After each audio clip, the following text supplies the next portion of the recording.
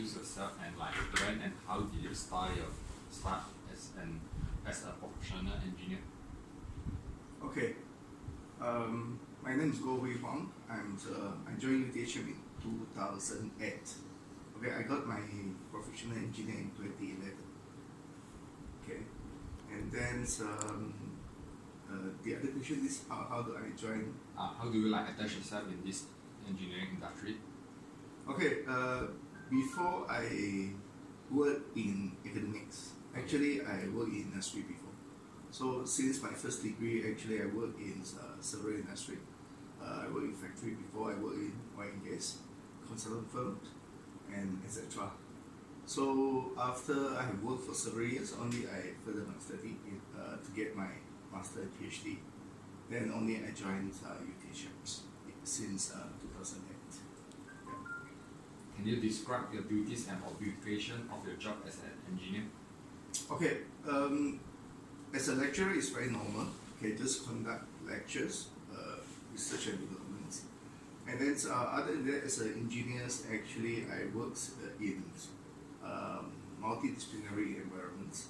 For example, I ever worked in oil and gas industry, and then I did quite a lot of projects related to solar energies, and also on the wastewater management system.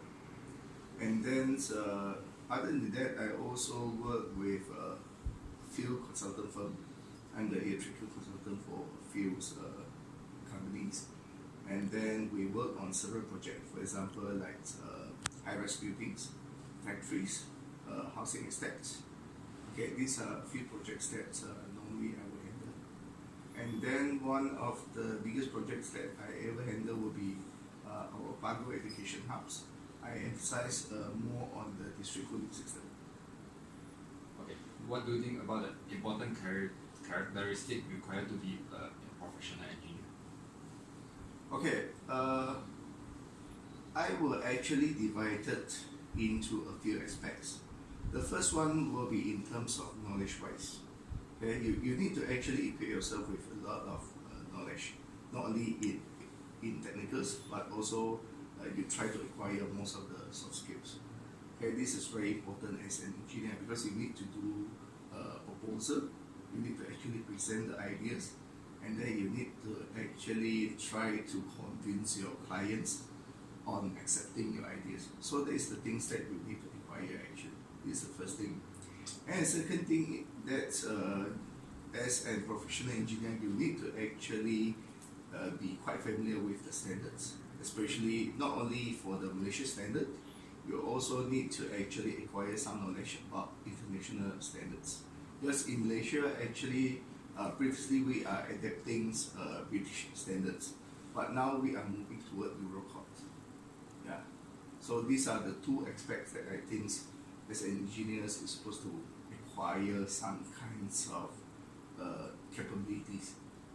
Okay. What do you think is the difference between the engineering management and general management? Okay, for example, engineering management is not only emphasized on human resource management. It will be more on most of the resources that you need to complete or commission some projects and engineering projects. So this is why is that for engineering management, normally it will be more challenging as compared to general management. Whereby for general management, normally it will be more emphasized on general things, for example like human resource, and then but for engineering management, you need to actually deal not only on human resources, but you also need to deal with all kinds of aspects, for example like logistics, and then supervisory works, okay, and etc. Okay, what difficulties you have faced to be a professional engineer? For me, actually, I don't face some kinds of obstacles throughout my career actually, because I'm actually worked in the industry before, and then when I complete my task in the industry and further my studies, actually it can be considered quite smooth for me. So this why is that in terms of handling project, yes, I did face some of the technical constraints. But as an engineer, our job is actually need to solve problems. So it's a part of our task actually as an engineer. What do you think about the title IR? Just recognitions. Do you think it's very important in this industry? It depends actually. It depends what industry you are actually involved. For example, if you're involved in construction, yes, it's important. But if you actually work in factory, I think the title IR is only for your own satisfaction and recognitions. Okay, if you want to actually take the title IR in factory operations, actually it only it won't actually help in your industry. Alright. Okay? Yeah. Okay. Very quick question at the end. What students think about PE, professional engineer? I mean, in your opinion, what students think about professional engineer? For student, In your from okay. view. Previously, when I was a student, Yes. okay, in university, I think highly about professional engineer. I think that they are someone who is actually competent, and then once they actually acquire sufficient experience and then they have done a lot of projects, then only they are capable to use the title IR. But once I become professional engineer, actually there are lots of things that I'm still learning. Okay, it's not only on technical, but mostly it will be actually in humans relationships. Okay, that is more important as compared to technical knowledge. Requirements that they need to acquire 30% of professional engineer amongst all the teaching staff by 2020. So this is why that if the program actually cannot get sufficient professional engineer by the year 2020, then the program will be deferred. So it means that all the graduates cannot register with the board. So you are actually practicing engineering illegally because you are not registered with the board. So now they will look. They now only the institution realize the importance of professional engineers. So what do you think society think about a professional engineer? I think just normal.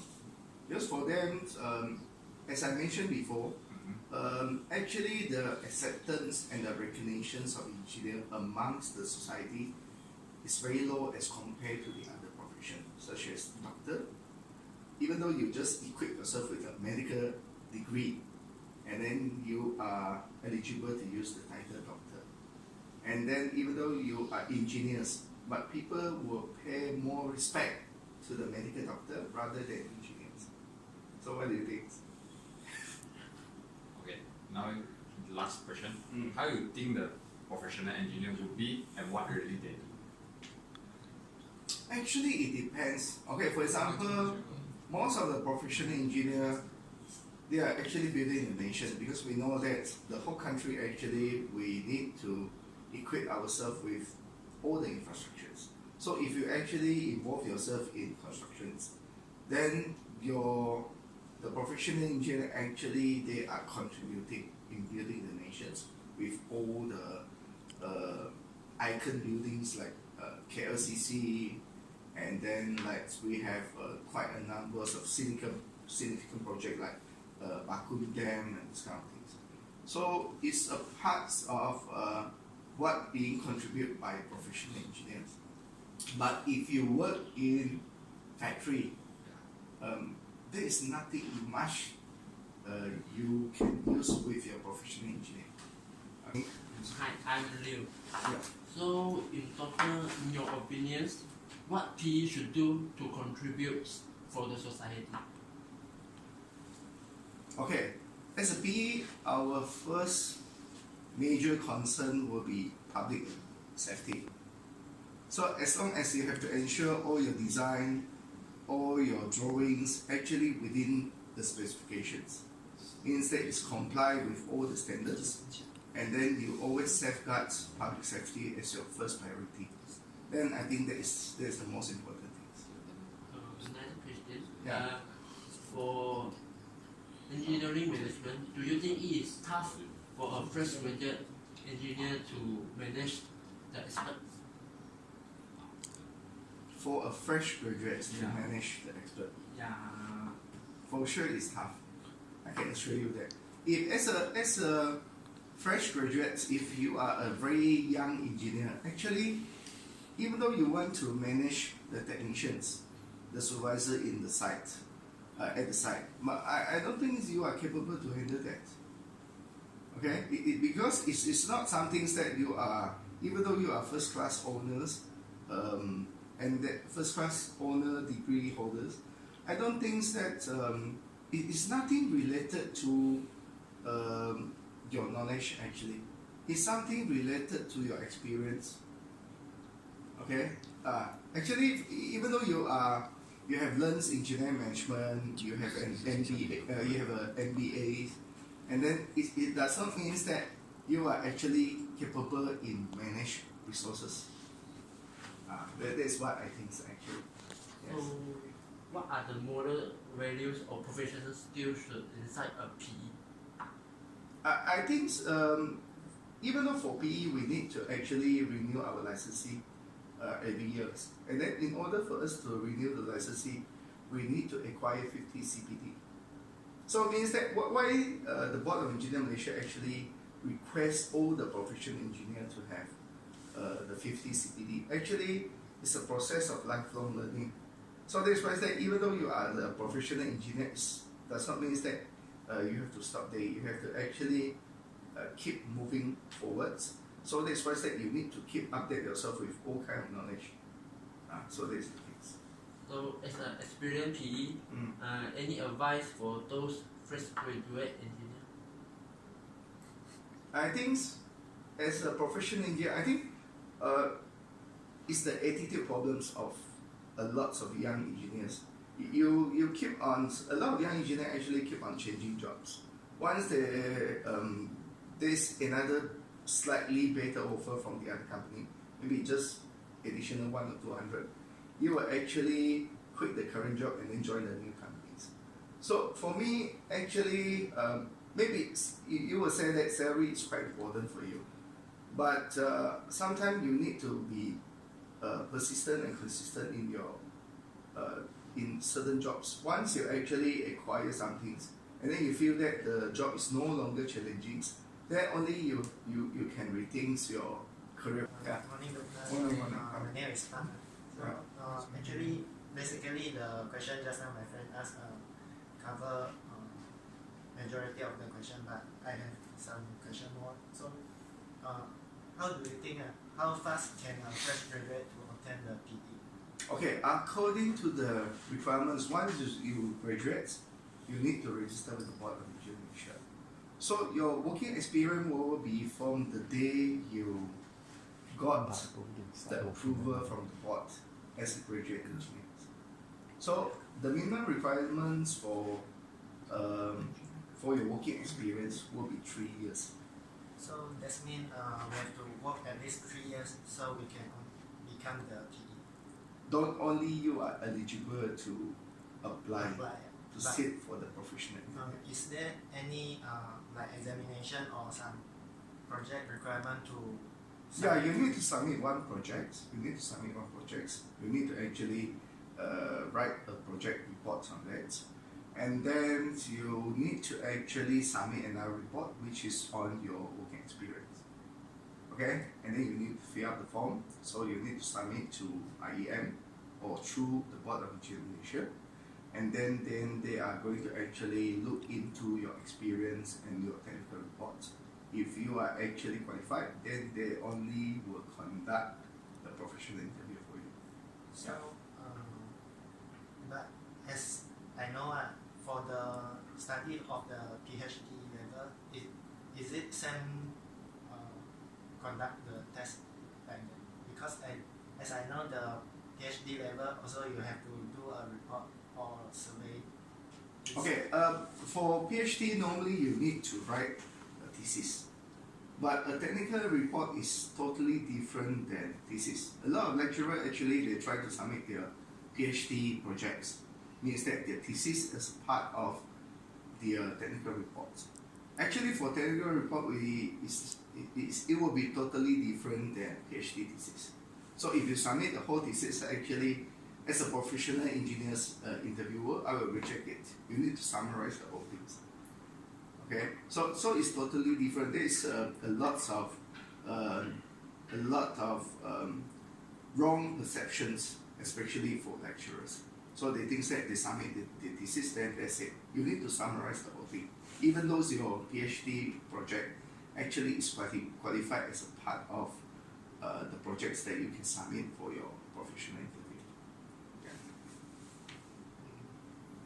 Then just now you said my friend asking the period of the IR. Is it anything to do to renew the IR or just submit the? You need to actually acquire 50 CPD every year. So you need to submit the courses or anything that you have attended, any trainings that you have attended as a proof. So it means that every year we need to actually go to the Board of Engineers Malaysia's website, and then we need to upload all our training records. Okay, and then the system will actually calculate for us how many CPDs that you have required for this year. So if the CPT like this year you don't obtain the CPT for 50%, then the after 50 CPD, yeah. Then the year after, then you obtain, then it will return back the IR. Is it? No, normally I never heard any case that any professional engineer being expelled because of not attending sufficient CPD. Normally it is the Board of Engineers Malaysia is going to have a 3 years period. So during the first year maybe you require around 70 or 80 CPD. And then for the year after you only acquire 30. So the previous year actually you have exceeded the 50 CPD requirements with another 30. So actually it can be bring forward for the next year. So it's not a problem actually. So it's something like this year I can do extra work, then the next year can do the lesser work. Instead you can attach to Bring forward. less training records. But for me, because I'm a lecturer and then I need to attend conferences, and then so these are all considered as parts of trainings. Even the meeting with the other engineers also consider as Meetings, for example, you need to formalize it, and then for example you are actually contribute to the Board of Engineers Malaysia as an EAC panel, so it's a community service. So normally for community service, they will actually put in the weightage around 20 CPD for them. So even though you do more, the maximum you can gain only 20. Even you read the books, you read the magazines, so it's part of it, of the trainings. But that one only bring the weightage up to 10 CPD maximum. Okay. so I think that's all. The question is, what is the difference between a normal general engineer and the professional engineer? Okay. The only difference between the normal engineer and professional engineer is the professional engineer is the one who acquire professional license to practice. So it means that for every single design that you have done, you have the authority to endorse on that. But for the general engineer, you don't have the authority, even though the whole design ideas and everything will be actually from you. But you don't have the authority to endorse on that particular drawings. You still need the professional engineer to actually do so. I think it is, why do you change from the industry line to the education line? Because once you work in the industry for a couple of years, actually you will feel bored with that. So that's why that I changed my career path to academics. So after I worked in nutrition for 10 years, I also feel bored. Then I will start to moving towards the other fields rather than in academics. Okay.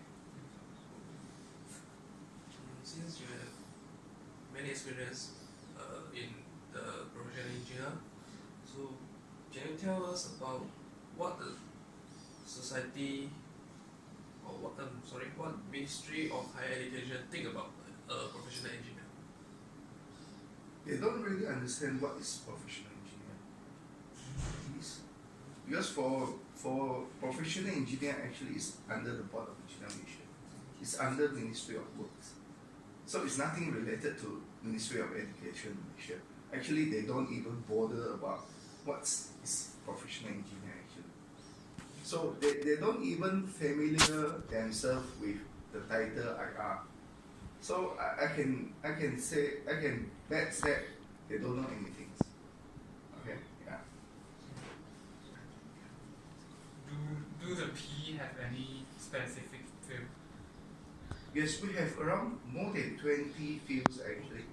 For example, like electrical, transportation, electronics, and then we even have biomedical, civil structures, and then it's plenty.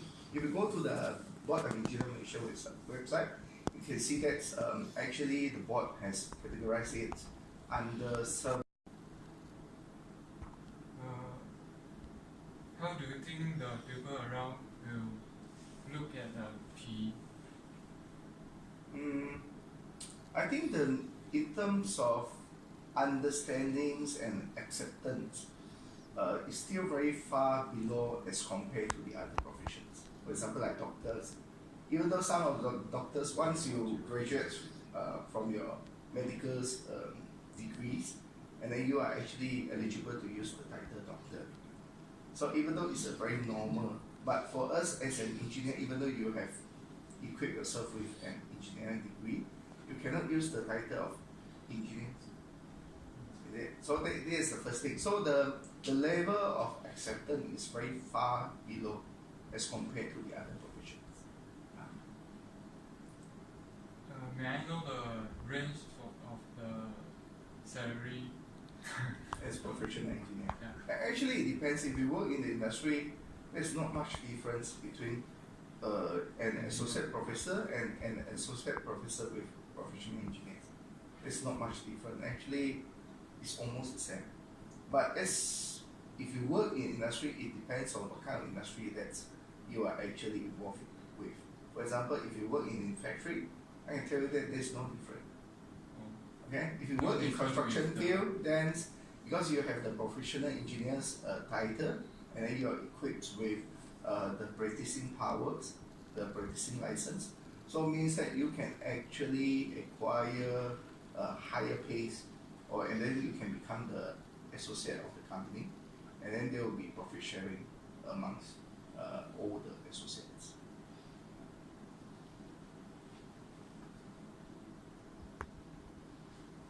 I think that's all. Okay.